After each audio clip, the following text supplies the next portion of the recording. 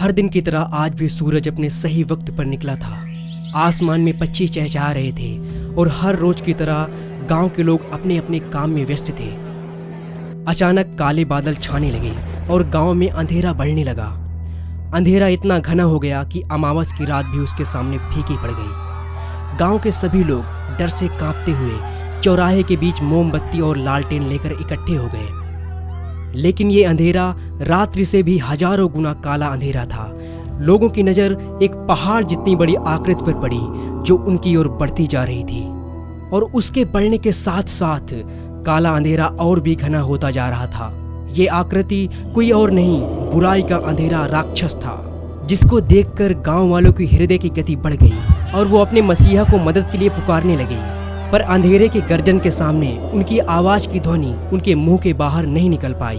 अंधेरा इतना पास आ गया कि अब लोगों को लगने लगा कि हम इस बुराई के अंधेरे में सदा के लिए डूब जाएंगे और अब कभी भी अच्छाई की रोशनी नहीं होगी।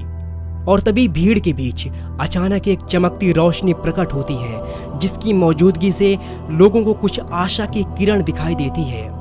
ये किरण कोई और नहीं, स्वयं प्रकाश और प्रेम के अवतार यीशु मसीह थे, जो अंधेरे के सामने सीधा खड़े मुस्कुरा रहे थे।